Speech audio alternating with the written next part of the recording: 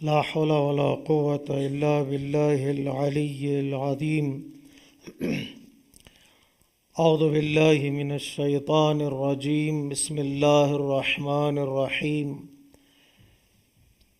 الحمد لله الذي هدانا لهذا وما كنا لنهتدي لولا أن هدانا الله. لقد جاءت رسل ربنا بالحق ثم الصلاة والسلام على سيد الأنبياء والمرسلين خاتم النبيين حبيب إله العالمين سيدنا ومولانا بالقاسم محمد.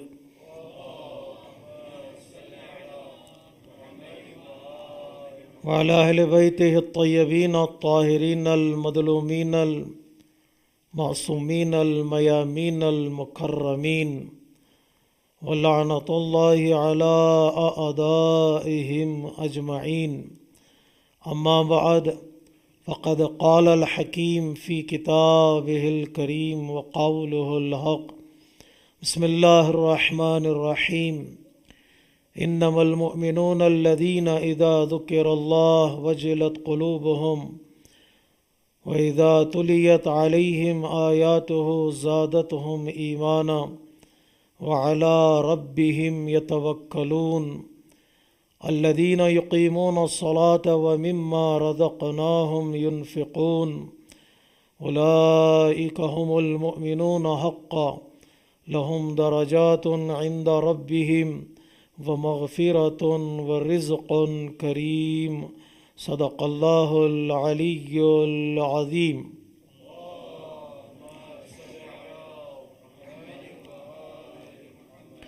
عزیزان محترم، سورہ انفال کی ان آیات کریمہ کی ذیل میں ہم قرآنی انسان کی تلاش اور جستجو میں ہیں کہ جس کے سائے میں اللہ تبارک و تعالیٰ نے کچھ خصوصیات اور کچھ صفات کو بیان کیا کہ ان صفات کے ذریعے سے ہم قرآنی انسان کو پہچان سکتے ہیں جو حقیقت میں مومن ہے.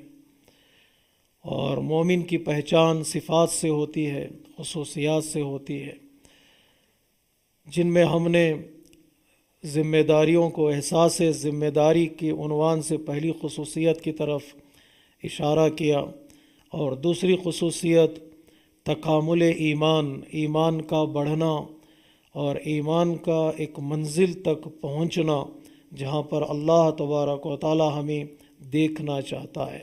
اس کے لیے شرط یہ ہے کہ انسان آیتوں کو دیکھے اور آیتوں کو سنے، پڑھے اور سنے، لیکن زیادہ تر سننے کی تاکید ہے. اذا تلیت علیہم کا مطلب ہے جب انبیاء، جب اولیاء، جب قاریان قرآن مجید کی تلاوت کرتے ہیں تو ان آیتوں کو سنیں، اور جتنا آدمی سنتا چلا جاتا ہے اتنا ہی انسان کا ایمان بڑھتا چلا جاتا ہے. سننے کا مطلب، دیکھنے کا مطلب دیکھیں اور اندیکھی کر دیں، سنیں اور انسنی کر دیں نہیں ہے. دیکھیں اور نصیحت حاصل کریں، دیکھیں اور عبرت حاصل کریں، دیکھیں اور اپنے ایمان کو مضبوط بنائیں. سنیں اور انسان عبرت حاصل کرے، نصیحت حاصل کرے اور اپنے ایمان کو بڑھاتا چلا جائے.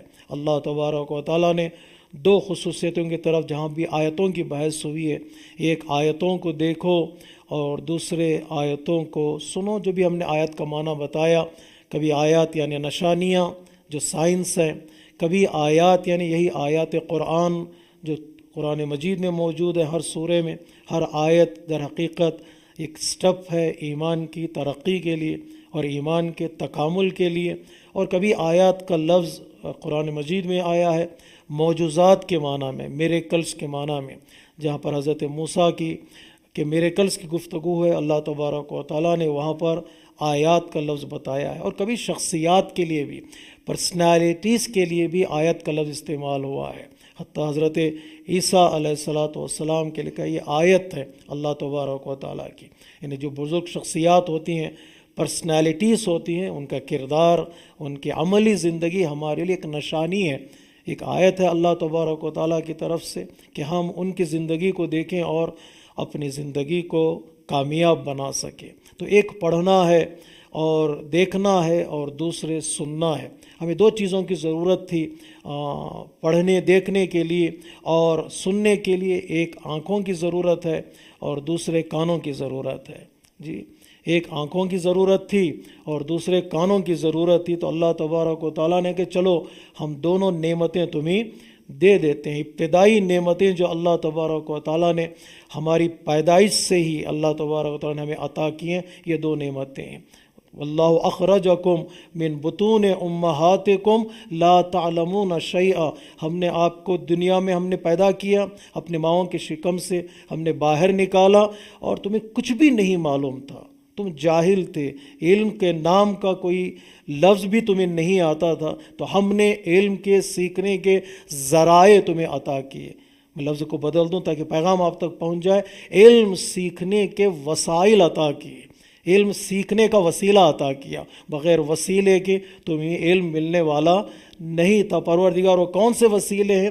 وَجَعَلَ لَكُمُ السَّمْعَ وَالْأَبْصَارَ وَالْأَفْئِدَةَ، تین چیزیں ہم نے عطا کی، ایک دل یا عقل، دوسرے کان اور تیسرے آنکھ۔ کان اور آنکھ کے ذریعے سے تم علم حاصل کرتے چلے جاؤ گے۔ تمہیں بولنا نہیں آتا تھا ماں کی آغوش میں، اس لیے زبان کی گفتگو نہیں ہے، کیونکہ بچے کو بولنا نہیں آتا ہے، اسے دو ہی لفظ آتے ہیں، دو ہی چیزیں اسے آتی ہیں، یا وہ دیکھے گا پہچاننے کے لیے، یا کسی کے آواز کو سنے گا پہچاننے کے لیے، سن کر پہچانتا ہے یا دیکھ کر پہچانتا ہے۔ دو نعمتیں ہم نے عطا کی تاکہ بچپن سے تم شروع کرو اللہ کی نعمتوں کو دیکھنا اور اللہ کی آیتوں کو سننے کی تمہیں عادت ڈالو۔ اگرچہ ہم بھی بولنا بہت پسند ہے، کوئی سننے کے لیے تیار نہیں ہوتا ہمارے یہاں، ہم لوگ بولتے زیادہ ہیں اور سنتے کم ہیں۔ اللہ تبارک و تعالیٰ کہتا نہیں، سنو زیادہ بولو کم، جتنا بولتے چلے جاؤ گے اتنی غلطیاں کرتے چلے جاؤ گے۔ سننے کی عادت انسان میں ہو تو وہ حقیقی معنی میں علم حاصل کرتا ہے بندہ، حقیقی معنی میں علم انسان سننے ہی کے ذریعے سے حاصل کرتا ہے۔ ان سے سنے جن سے انسان کو سننا ہے، جن کی زندگی اچھی ہے، جن کی زندگی پیور ہے، ان سے سنتا چلا جائے تو انسان کا ایمان بڑھتا چلا جائے گا۔ اس لیے کسی شاعر نے کہا، ابتدائی میں بتا دوں، کسی شاعر نے کہا جب کبھی بولنا تول کر بولنا۔ لفظ جملے ہمارے ہوتے ہیں جب تک ہماری زبان میں ہوتے ہیں، جب لفظ اور جملے نکل جاتے ہیں تو پھر ہمارے نہیں رہتے۔ اور ہمارے یہاں ہمارے معاشرے میں ماشاءاللہ ہم لوگ مرچ مسالہ لگانے میں ایکسپرٹ ہیں۔ میری زبان سے ایک جو لفظ نکلتا ہے تو جب لفظ نکلتا ہے تو لوگ اسے جملے میں بدل دیتے ہیں، جملے اس کے بعد ایک سٹوری بنا دیتے ہیں، اتنی بڑی سٹوری بن جاتی ہے کہ پھر کہنے والے کو بھی پتہ نہیں ہے اس کا لفظ تھا کہ نہیں تھا، یعنی اتنا جلدی وہ لفظ پھیل بھی جاتا ہے۔ آج کل سوشل میڈیا کا زمانہ بھی ہے اور اس کو اتنا مرچی مسالے میں اس کو لفظ کو سمیٹ دیا جاتا ہے کہ لفظ گم ہو جاتا ہے، مسالہ رہ جاتا ہے۔ تو میں نے جب کاؤنسلنگ کر رہا تھا میں دارالسلام میں، تو میں نے ایک کپل سے پوچھا کہ بھائی لائٹ سب سے زیادہ اسپیڈ کس چیز میں ہے؟ تو اس نے کہا لائٹ کی اسپیڈ ہے، جو اس دنیا میں سب سے زیادہ اسپیڈ لائٹ کی ہوتی ہے۔ میں نے کہا نہیں، آج کے زمانے میں لائٹ بھی پیچھے ہو گیا ہے، نور بھی پیچھے ہو گیا، اور جو پروپیگنڈے ہوتے ہیں نا اس کی اسپیڈ لائٹ سے بھی زیادہ ہو گئی ہے، اور جو لفظ ہمارے نکلتے سماج میں پھیلتے ہیں نا اس کی اسپیڈ جو ہے لائٹ سے بھی زیادہ ہے۔ ابھی یہ جملہ نکلا اور پتہ نہیں کس دنیا میں وہ جملہ پہنچ جاتا ہے۔ تو ہمیں بولنے کی عادت زیادہ ہے، سننے کی عادت کم ہے۔ کہتا ہے شاعر جب کبھی بولنا تول کر بولنا، مدتوں سوچنا مختصر بولنا۔ پیغام پہنچ جائے آپ تک، جب کبھی بولنا تول کر بولنا، مدتوں سوچنا مختصر بولنا، ہاں مگر ذکر حیدر کی منزل ہو جب تم کو حق ہے کہ جی کھول کر بولنا۔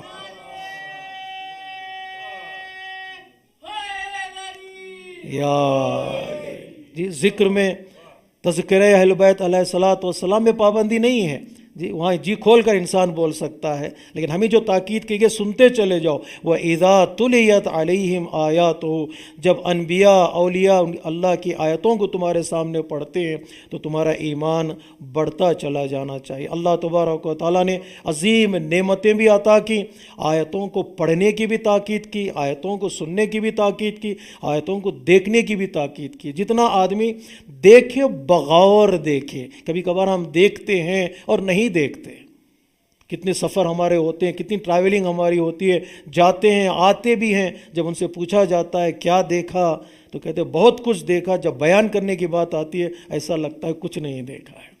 تو دیکھنے کے ساتھ ساتھ غور کے، اس لیے اللہ تبارک و تعالیٰ نے کبھی رعا کا لفظ استعمال کیا یعنی دیکھنا، رعایتو یعنی دیکھنا، کبھی نظر کا لفظ استعمال کیا ہے، تازہ نظر کا لفظ استعمال کیا۔ نظر یعنی کیا؟ دیکھو بغور دیکھو، دیکھو دقت کی نگاہوں سے دیکھو، دیکھو ریفلیکٹ کرو۔ جتنا آدمی دیکھے اور ریفلیکٹ کرتا ہے اتنا ہی انسان کا ایمان بڑھتا چلا جاتا ہے۔ یعنی کیا؟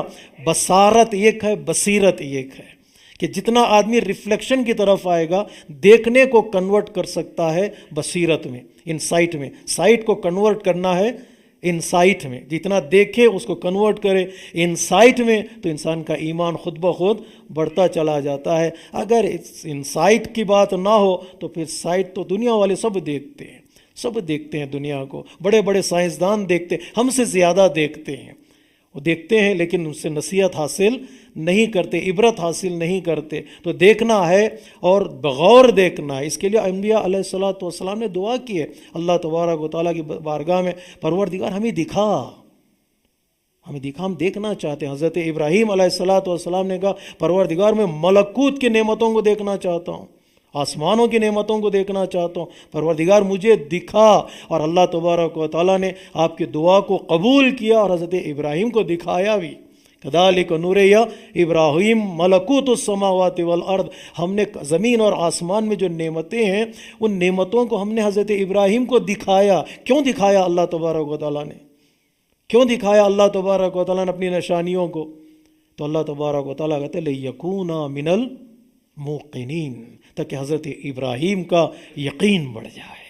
تو پتہ چلتا ہے اگر بغور دیکھنے لگے اللہ کی نعمتوں کو انسان کا یقین بڑھ جاتا ہے۔ کبھی ہم سے یہ سوال نہ کرنا تم کربلا جا کر روزے کو کیوں دیکھنا چاہتے ہو؟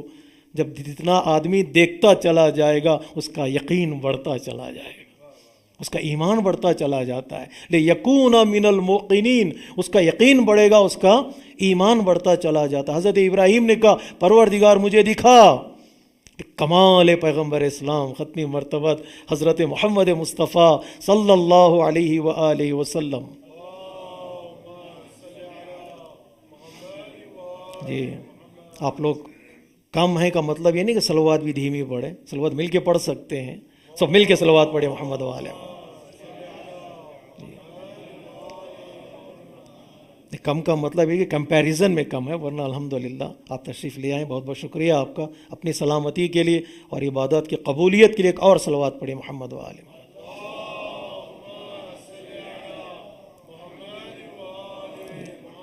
کمال کیا؟ حضرت ابراہیم نے کہا پروردگار مجھے دکھا، میں دیکھنا چاہتا ہوں نعمتوں کو، میں دیکھنا چاہتا ہوں تیری نشانیوں کو۔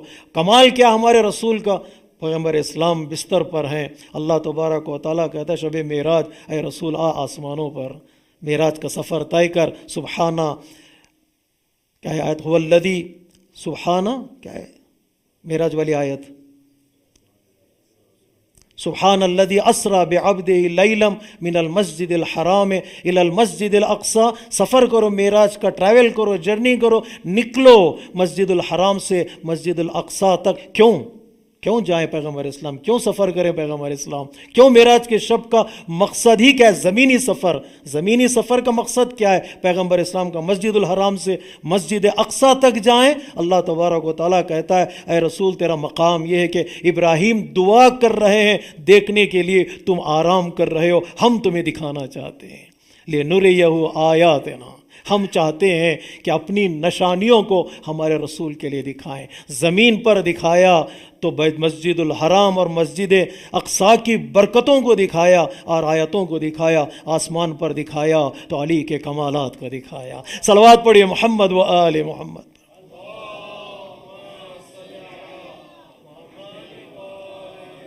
بات آپ تک پہنچ رہی ہے جی؟ وَإِذَا تُلِيَتْ عَلَيْهِمْ آیَاتُ زَادَتْهُمْ ایمان، یقین بڑھے گا، ایمان بڑھے گا۔ نشانیوں کو دیکھو اور نشانیوں کو سنو اور پڑھو، جتنا پڑھتے چلے جائیں گے، دیکھتے چلے جائیں گے، انسان کا ایمان بڑھتا چلا جاتا۔ زَادَتْهُمْ ایمانا، ایمان بڑھے گا۔ ایمان بڑھے گا، ایمان کی نشانی کیا مطلب ہے ایمان بڑھے گا؟ کیا مطلب ہے ایمان بڑھے گا؟ کہ ایمان بھی بڑھتا ہے، کہ یقین بھی بڑھتا ہے؟ قرآن کہتا ہے ہاں، ایمان میں حرکت ہونا چاہیے۔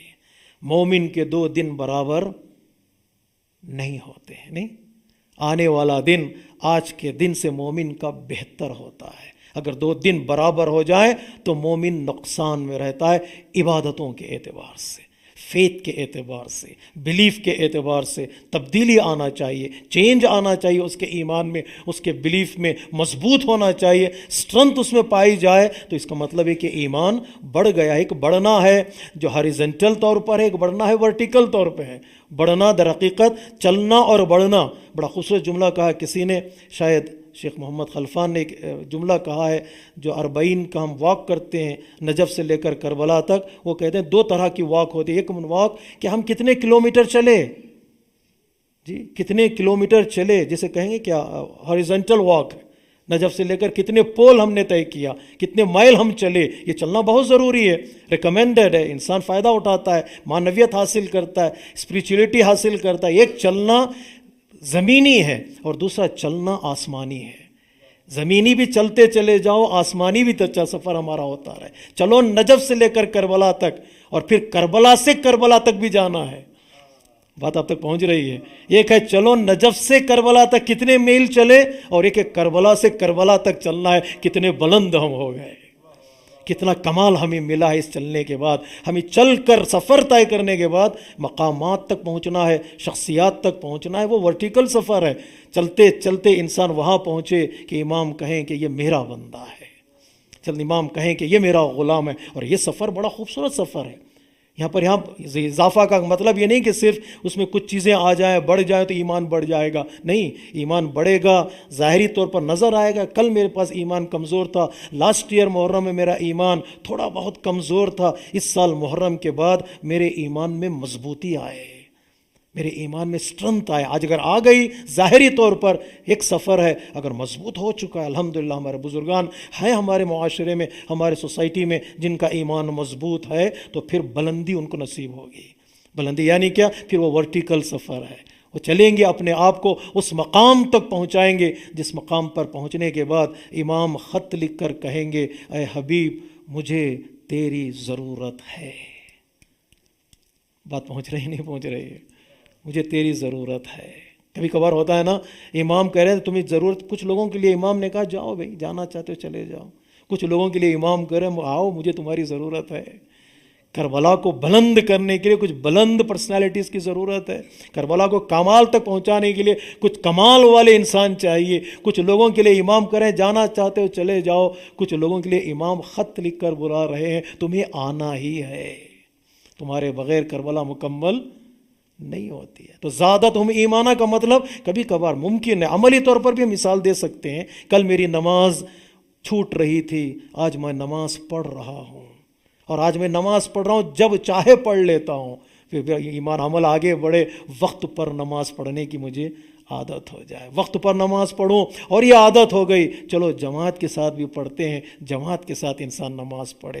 ظاہری طور پر عمل میں بھی ترقی ہے، عمل میں بھی تکامل ہے۔ اگر یہ چیزیں ترقی نظر نہ آئے تو پھر ایمان سٹک ہو کے رہ جائے گا، ایمان رک جاتا ہے۔ رک جانے والے کا نام ایمان نہیں ہے، ایمان بڑھتا چلا جانا چاہیے۔ اس لیے اللہ تبارک و تعالیٰ نے کہا یا ایھا الذین آمنوا آمنوا، اللہ اکبر، یا ایھا الذین آمنوا आमीन, अय साहिबान ईमान, ईमान ले आओ। फिर ये दूसरा ईमान ले आने का मतलब क्या है? क्या रिपीटेशन है कुरान मजीद में? कहा नहीं, या अय्युहल्लज़ीना आमनू के बाद अय साहिबान ईमान, आमिनू के बाद अपने ईमान को मजबूत बनाते चले जाओ, उसमें कमज़ोरी आने ना पाए, उसमें शक आने ना पाए, उसमें डाउट आने ना पाए। अमल के ज़रिए से ईमान को और मजबूत करते चले जाओ। एक कमेंटेटर ने बड़ा खूबसूरत जुमला कहा है, अय साहिबान ईमान या अय्युहल्लज़ीना आमनू, अय साहिबान ईमान, विलायत अली इब्न अबी तालिब का इकरार करते चले जाओ, ईमान बचता चला जाएगा।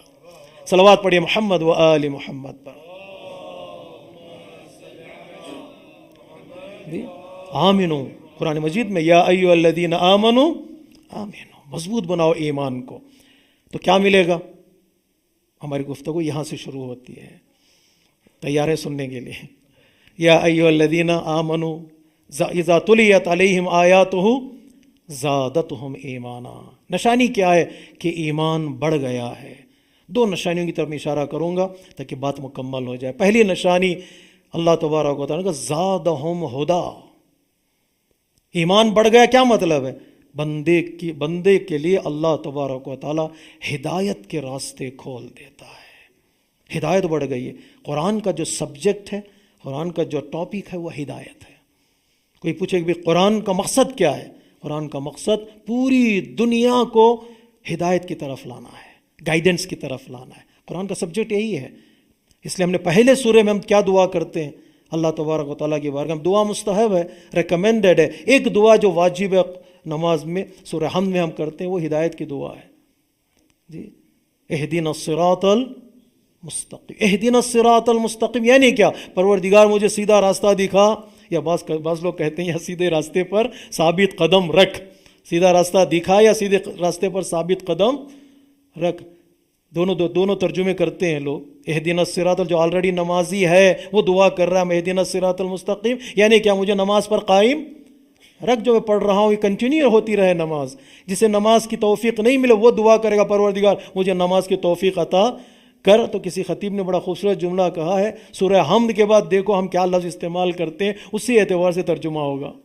अगर हम आमीन कहते हैं तो इहदिनस सिरातल मुस्तकीम यानी दिखा, अगर अल्हम्दुलिल्लाह कहते हैं यानी सिरात मुस्तकीम पर साबित कदम रख जी। इहदिनस सिरातल दुआ है हिदायत की, परवरदिगार मुझे गाइड कर, मुझे सही रास्ता दिखा। वो दिखा दे सही रास्ता तो मेरी ज़िंदगी कामयाब है। कितने रास्ते हैं दुनिया में जी। पहले चलना पड़ता था रास्ता देखने के लिए, अब सिर्फ यूट्यूब ओपन करो पता चल जाएगा कौन कौन से रास्ते हैं। सैकड़ों रास्ते दिखते हैं मेरे सामने, किसको सुनूं, कहाँ जाऊं, किधर जाऊं। अल्लाह तबारक व तआला की बारगाह में दुआ करें, परवरदिगार कहीं चोर मेरा ईमान न ले जाए। आज ईमान चुराने वाले बहुत हैं जी। इहदिनस सिरातल मुस्तकीम, परवरदिगार रास्ता दिखा। यूं दुआ की हमने, इहदिनस, दुआ कबूल होती है? यकीन है आपको दुआ कबूल होती है जी। यूं हमने दुआ की इहदिनस सिरातल मुस्तकीम पहले सूरे में, दूसरे सूरे की इब्तिदा में अल्लाह तबारक व तआला ने कहा क्या चाहिए मेरे बंदे? हिदायत चाहिए, ले पूरा कुरान तेरे सामने रख देता हूँ, हुदन लिल मुत्तकीन। कुरान जवाब है मेरी दुआ का, जो मैंने कहा था इहदिनस सिरातल, पूरा कुरान जवाब। यानी क्या? कुरान किताब हिदायत है, Quran the book of guidance. तूने गाइडेंस मांगी, ले किताब पढ़ता चला जा और हिदायत पाता चला जा। कुरान किताब हिदायत है, हुदन लिल मुत्तकीन। हो मुझे कोई तो समझाए, मुझे ये हिदायत क्या चीज़ है, कौन से रास्ते की तरफ जाऊं। अल्लाह तबारक व तआला ने इसी कुरान में कहा वले कुल्ल कौमिन हाद, हर कौम में हम एक हिदायत करने वाला भी छोड़ते चले जाते हैं। किताब भी है और हादी भी है, और क्या चाहिए? तो निशानी क्या है ईमान की? जितना मैं गाइडेंस की तरफ आऊँगा, हिदायत की तरफ आऊँगा, उतना ही मेरा ईमान बढ़ता जाए। ईमान बढ़ने की निशानी हिदायत बढ़ना है, हिदायत के रास्ते पर साबित कदम रहना। और दूसरी निशानी वो इत्मीनान और सुकून है।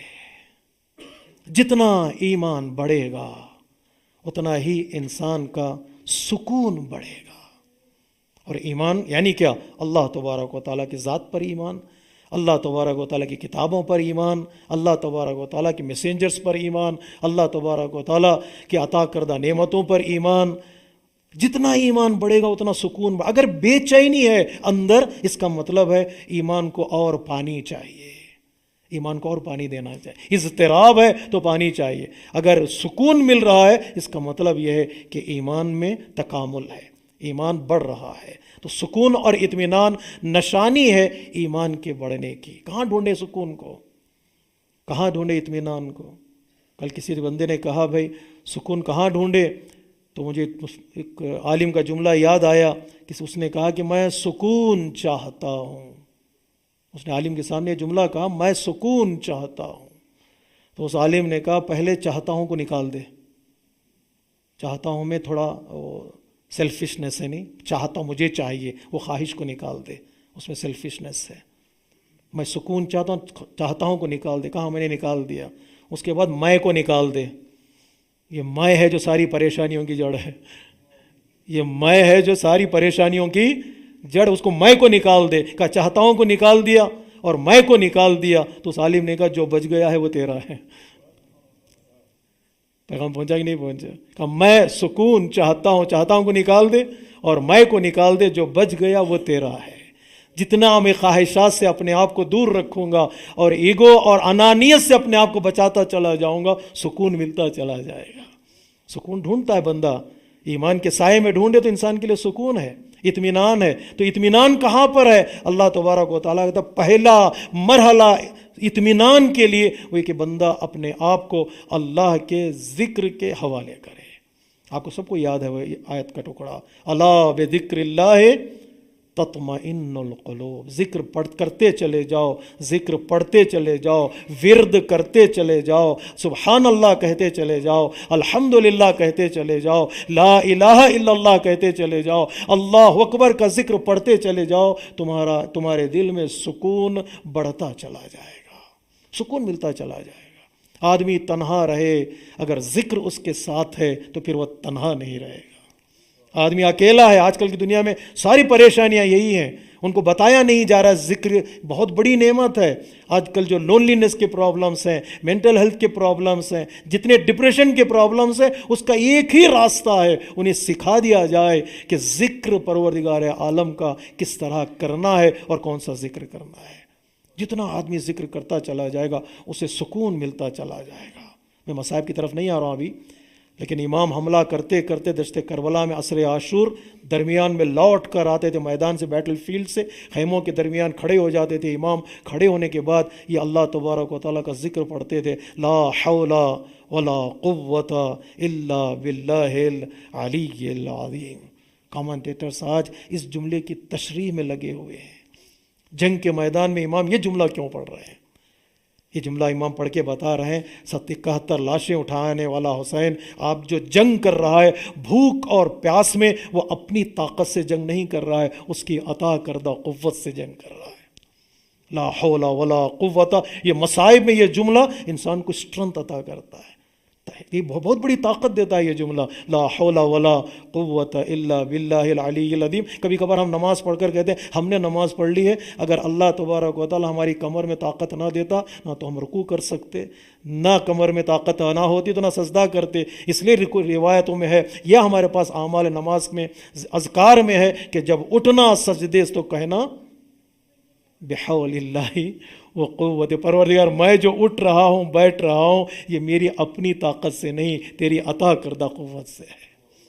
میں اٹھتا بھی بیٹھتا ہوں، میں رکوع کر رہا ہوں سجدہ کر رہا ہوں تیری عطا کردہ قوت سے. اگر ان اذکار کی طرف انسان اپنے آپ کو لے آئے تو پھر اس کی زندگی میں اطمینان ہی اطمینان ہے. ذکر کیا ہے؟ کبھی ذکر یہ جو ذکر ہے سبحان اللہ والحمدللہ، کبھی ذکر خود قرآن کو ذکر کہا گیا ہے اور کبھی پیغمبر اسلام کو ذکر کہا گیا ہے اور کبھی اہل البیت علیہ الصلوۃ والسلام کو ایک مثالی ذکر کے عنوان سے پیش کیا گیا ہے. ان ذکر کی طرف اذکار کی طرف آؤ تمہیں اطمینان ملے گا. اگر قرآن مجید کی آیتوں کی طرف جائیں گے ہم، اگر آپ اجازت دیں مجھے 2 منٹ کے لیے تاکہ میں اس موضوع کمپلیٹ کر دوں. قرآن مجید کے آیتوں میں جائیں گے. قرآن مجید کہتا ہے کئی جگہوں پر ہم نے سکون کے لفظ کا ذکر کیا ہے، سکون کو مینشن کیا. سکون چاہیے، اطمینان چاہیے. کہاں پر ہے سکون؟ کوئی ایک جگہ بتائیے آپ جی، کوئی ایک جگہ بتائیے جہاں لفظ سکون کو کہتے ہیں عربی زبان میں سکانہ یا سکون، کہیں لفظ استعمال ہوا قرآن مجید میں. میں تو ایکسپیکٹ کر رہا تھا کوئی کہے کہ شادی میں سکون ہے. ہے کہ نہیں ہے؟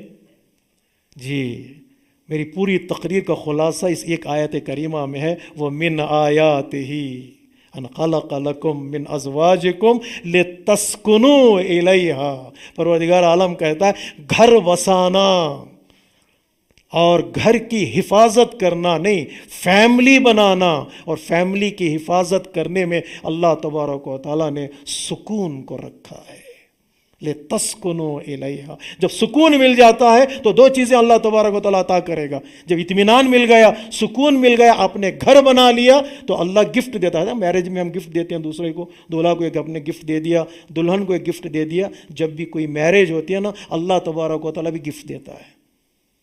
اللہ تبارک و تعالیٰ بھی گفٹ، کیا ہے اللہ کا گفٹ؟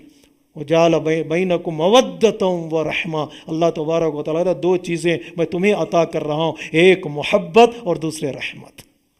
یہ گفٹ آف اللہ تبارک و تعالیٰ ہے۔ لوگ ڈھونڈتے ہیں محبت ہوئی نہیں ہے تو شادی کیسے کر لیں؟ اللہ تبارک و تعالیٰ کہتا ہے شادی کر لو، محبت ڈال دیتے ہیں۔ صلوات پڑھیے محمد و آل محمد۔ جی معذرت چاہتا ہوں، یہ میرا موضوع نہیں ہے، لیکن گفٹ ہے، سکون شادی میں ہے، سکون فیملی بنانے میں ہے۔ لوگ کہتے ہیں نہیں سکون نہیں ہے، سکون چھن گیا، ایسا نہیں ہے۔ اللہ تبارک و تعالیٰ قرآن مجید میں کہتا ہے ہم نے سکون کا ذریعہ بنایا شادی کو اور میرج کو، نمبر 1۔ نمبر 2، گھر میں سکون ہے۔ گھر یعنی کیا؟ جی اب یہ بھی گھر کی تعریف بھی الگ ہے ہمارے یہاں۔ آقا قراتی کہتے ہیں گھر اور ہوٹل میں فرق ہونا چاہیے۔ یہ مجلس کا خلاصہ ہے، گھر اور ہوٹل میں فرق ہونا چاہیے۔ ہم نے گھروں کو ہوٹل بنا لیا ہے، آئے بیٹھے کھائے سو گئے چلے گئے۔ ہوٹل میں کیا کرتے ہیں ہم لوگ؟ جاتے ہیں، بیٹھتے ہیں، کھاتے ہیں، سوتے ہیں، نکل جاتے ہیں۔ اگر گھر کا مطلب کھانا پینا سونا اور چلے جانا ہے تو وہ گھر نہیں ہے، وہ ہوٹل ہے۔ گھر کا مطلب کیا ہے؟ گھر کا مطلب جہاں پر بات بچوں کی تربیت کی ہو، جہاں پر بات محبت کی ہو، جہاں پر بات رحمت کی ہو، جہاں پر بات ریلیشن شپ کی ہو، جہاں پر بات ایک دوسرے کو کنیکٹ کرنے کی ہو، تو وہ گھر ہے۔ ورنہ یہ باتیں نہ ہوں تو پھر گھر اور ہوٹل میں کوئی فرق نہیں ہے۔ ہم نے گھر کو ہوٹل بنا لیا۔ معافی چاہتا ہوں، آپ کے لیے نہیں کہہ رہا ہوں، میرے لیے کہہ رہا ہوں۔ آتے ہیں، بیٹھتے ہیں، کھاتے ہیں، اٹھتے ہیں، چلے جاتے ہیں۔ کبھی محبت کی بات نہیں ہوتی، کبھی دوستی کی بات نہیں ہوتی، کبھی رحمت کی بات نہیں ہوتی، کبھی ٹریننگ کی بات نہیں ہوتی، عبادت کی گفتگو نہیں ہوتی، ڈائننگ ٹیبل پر قرآن کی تلاوت نہیں ہوتی، مصلی پر نماز نہیں ہوتی، تو پھر وہ گھر نہیں ہے، وہ تو ہوٹل ہے۔ گھر کو بدلنا ہو تو دعا کرے پروردگار میرا گھر حقیقی معنی میں گھر ہو جائے۔ کس طرح ہو جاتا ہے گھر؟ پروردگار میرے بچوں کو میرے لیے، میرے گھر والوں کو میرے لیے میری آنکھوں کی ٹھنڈک بنا دے تو وہ گھر حقیقت میں گھر بن جاتا ہے۔ ربنا ہب لنا من ازواجنا وذریاتنا قرۃ اعین۔ پروردگار میرے لیے، میرے گھر والوں کو، میرے بچوں کو میری آنکھوں کی ٹھنڈک بنا دے، کولنس آف مائی آئیز بنا دے۔ ٹھنڈ میں دیکھوں تو آنکھوں کو ٹھنڈک محسوس ہو۔ وجعلنا للمتقین اماما۔ پروردگار مجھے پرہیزگاروں کا لیڈر بنا، ہمیں پرہیزگاروں کا لیڈر بنا۔ یہ پرہیزگاروں کا لیڈر ظاہری طور پر میں امام بن جاؤں گھر کا، آگے کھڑا رہوں، پیچھے میری فیملی نماز پڑھے جماعت کے ساتھ، ہو سکتا ہے میں آگے کھڑا ہو جاؤں، میری فیملی پیچھے کہے پڑھے گا نماز جماعت پڑھنا چاہتے ہیں، اکیلے کیوں پڑھ رہے ہیں؟ لیڈ کر سکتا ہے ہسبینڈ فیملی کی نماز کو، کیا کہیں گے آپ؟ تو ہمارے استاد سے پوچھا گیا کیا مرد امامت کر سکتا ہے اپنی فیملی کی؟ انہوں نے آہستہ سے کہا اگر بیوی پر بھروسہ ہے تو کیوں نہیں۔ جی اگر بھروسہ عدالت پر ہے، یہ بندہ عادل ہے تو کیوں نہیں لیڈ کر سکتا ہے پریئرز۔ لیکن اتنا انسان کا کردار گھر میں گھر کی بات کر رہا ہوں۔ اللہ تبارک و تعالیٰ کہتا ہے ہم نے گھر کو مرکز سکون بنایا، ہم نے رات کو مرکز سکون بنایا۔ آج رات نہیں رہی، دنیا میں اتنے کال سینٹرز کھل گئے، دنیا میں اتنے رات میں کام ہوتے چلے جاتے ہیں، رات دن میں بدل چکی ہے اور دن رات میں بدل چکا ہے۔ رات نہیں رہی۔ قرآن کہتا ہے ہم نے رات کو مرکز سکون بنایا، اطمینان بنایا۔ ذکر پروردگار میں سکون، گھر میں سکون، رات میں سکون اور فیملی لائف میں سکون۔ اس کا مطلب کیا ہے؟ بہترین سکون حاصل کرنا چاہتے ہو، مفسر کا جملہ ہے، میرا جملہ نہیں ہے، کمپلیٹ اطمینان حاصل کرنا چاہتے ہو تو رات میں اپنے گھر والوں کے ساتھ رہو اور اپنی فیملی کے ساتھ رہو اور اللہ کا ذکر کرتے چلے جاؤ، سکون تمہاری زندگی میں سمٹ کر آ جاتا ہے۔ صلوات پڑھیے محمد و آل محمد پر۔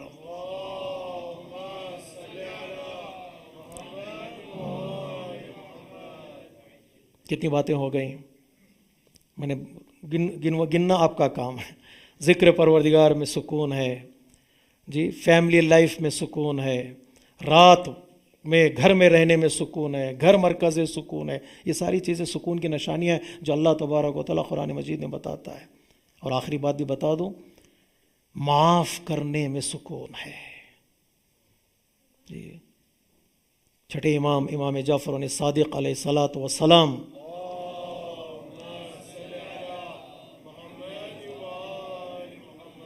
فرماتے ہیں اگر کچھ ایسی چیزیں ہیں کچھ جن کی زندگی میں وہ چیزیں آ جاتی ہیں تو سکون چھن جاتا ہے۔ جس کے پاس قرضہ زیادہ ہوتا ہے، ڈیٹس زیادہ ہوتے ہیں تو نیند نہیں آتی، کب آ جائے، کال کب آ جائے گی، مانگنے والا کب آ جائے گا۔ قرضہ زیادہ ہو تو نیند نہیں آتی، اس لیے ہمارے پاس روایتوں میں کچھ چیزیں ایسی ہیں جو کم بھی ہو تو زیادہ ہے۔ ایک ہے فقر، غربت، دوسرے آگ، فائر، تیسرے قرضہ۔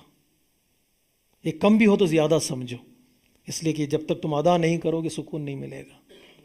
اور دوسرا جو تھاٹ انسان کے ذہن میں ہوتا ہے ریونج کا، چھٹے امام فرماتے ہیں اگر تمہارے ذہن میں کسی سے ریونج لینے کی بات آ جاتی ہے نا، نیند بھی چلی جاتی ہے، سکون بھی چلا جاتا ہے۔ تو بہترین راستہ کیا ہے؟ پیغمبر اسلام نے فرمایا معاف کر دو، تمہارے معافی کے ساتھ ساتھ سکون تمہاری زندگی میں آ جاتا ہے۔ انتقام کا دن دین مبین اسلام میں نہیں ہے۔ کون سا دن ہے؟ یوم الانتقام نہیں ہے، یوم المرحمہ ہے ہمارے پاس۔ یعنی یوم المرحمہ یعنی کیا؟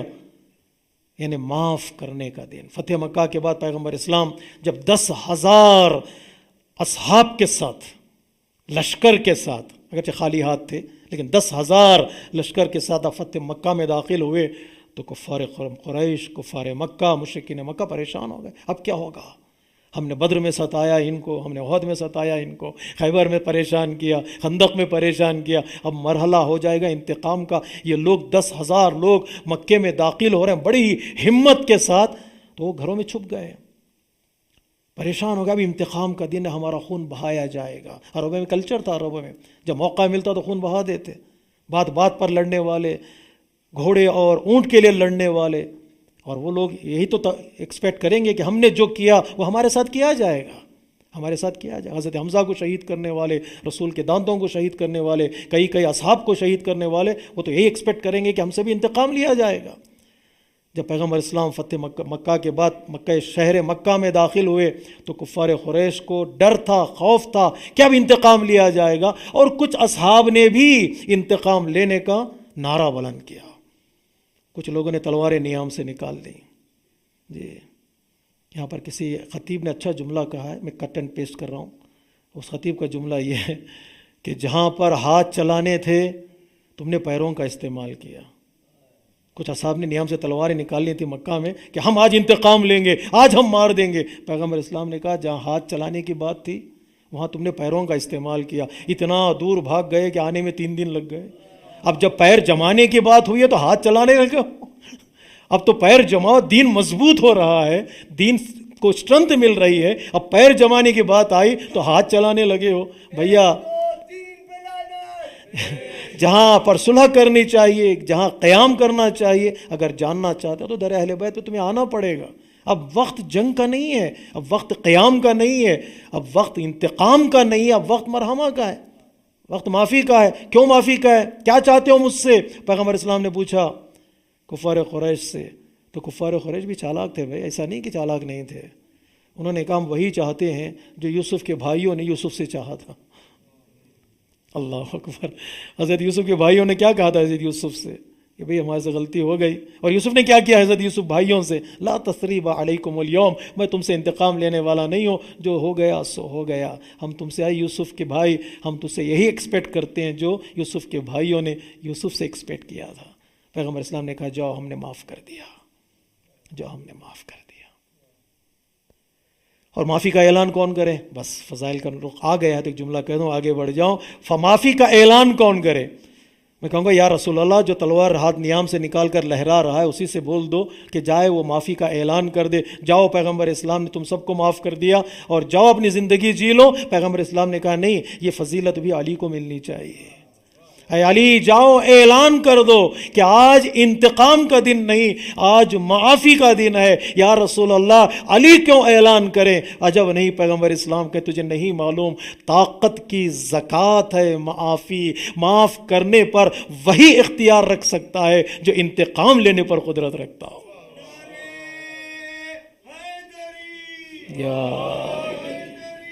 یا معاف کرنے پر وہی قدرت رکھتا ہے جو انتقام لینے پر۔ کہتے ہیں نا طاقت، حکومت کی زکوٰۃ کا نام ہے معاف کرنا، قدرت کی زکوٰۃ کا معاف ہے معاف کرنا۔ جب معاف کرنا آدمی سیکھ لیتا ہے نا تو زندگی آسان ہو جاتی ہے۔ جی معافی چاہتا ہوں، اس طرف لے آیا آپ کو۔ یہ خوبصورت جملہ ہے کسی عالم دین کا، اسکالر کا۔ وہ کہتا ہے کہ میں نے یوں اپنی زندگی کو آسان کر لیا، یوں میں نے اپنی زندگی کو آسان کر لیا، کسی سے معافی مانگ لی اور کسی کو معاف کر دیا۔ یا اللہ، یوں میں نے اپنی زندگی کو آسان کر لیا۔